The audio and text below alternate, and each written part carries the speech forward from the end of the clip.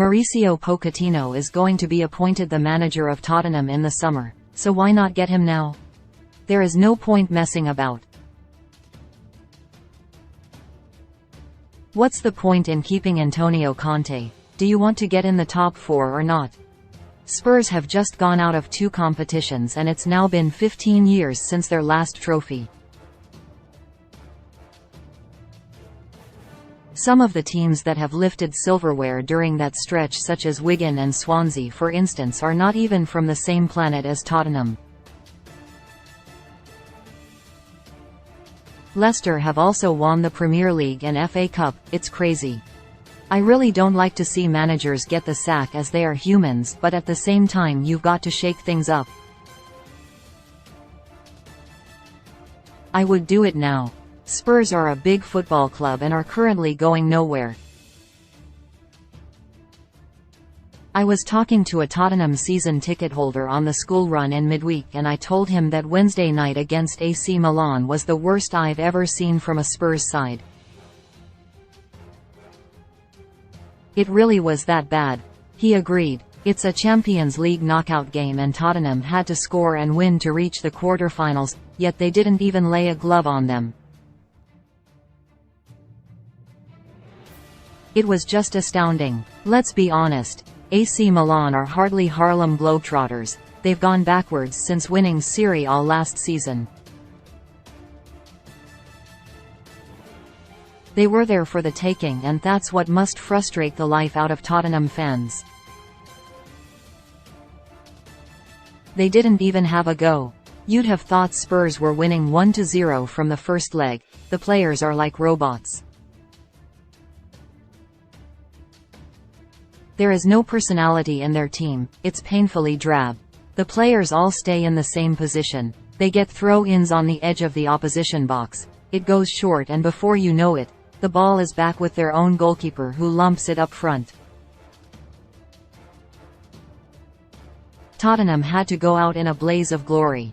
They would have been better off going hell for leather and being beaten 6-4, because drawing 0-0 is absolutely embarrassing. You've got to score a goal. Even if you leave yourselves exposed at the back, the fans want to see a team that gives their all and at least tries to win the match. That's why it was an absolute head-scratcher for me. I was in total disbelief at what I was watching. The fans that attended the match may as well have stayed at home.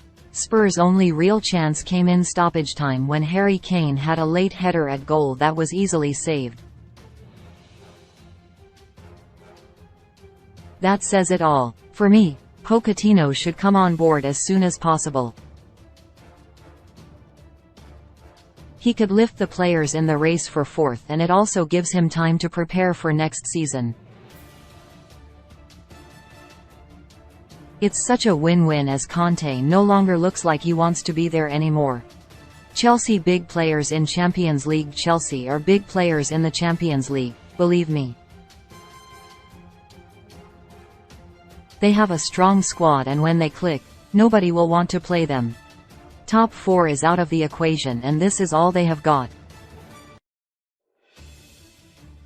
They can rest as many players as they want before the quarter-finals, and you become a dangerous team when that happens. Bayern Munich can't do it anymore for the first time in ages, as they are locked in a genuine title race in the Bundesliga. Manchester City can't do it either, as they are trying to chase down Arsenal. Both of those sides, who are considered to be among the favourites to win the Champions League, have work to do in their domestic leagues.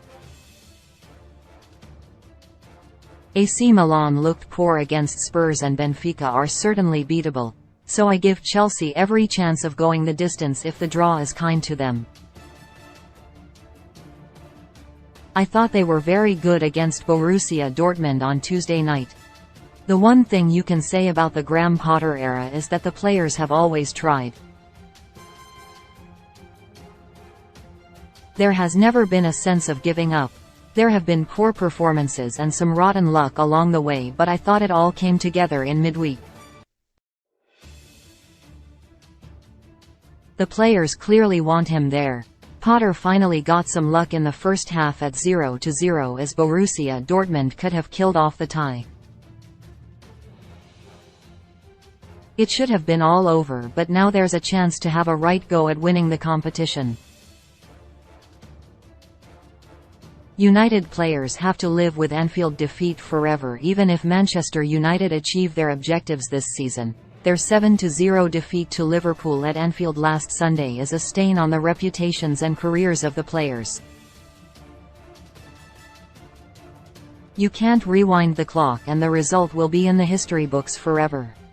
Every time Liverpool play Manchester United in the next 25 years, these are the goals that will be shown beforehand. Even when they're sitting with their grandchildren further down the line, they will be getting questions like, "Did you play in that?" It's how it works. Even I get it now with my son. He's always asking me when old matches are on the TV whether I was on the pitch. That's what is going to hurt these United players. I have to add, I thought the criticism of Fernandes after the game was over the top. The fans in the pub that will say Roy Keane would never have let that happen as United captain don't realize that every player is different and not everybody can lead with such authority. At the time, I thought Bruno Fernandes' body language was a joke, but when I thought about it in the cold light of day, I realized that everybody loses differently.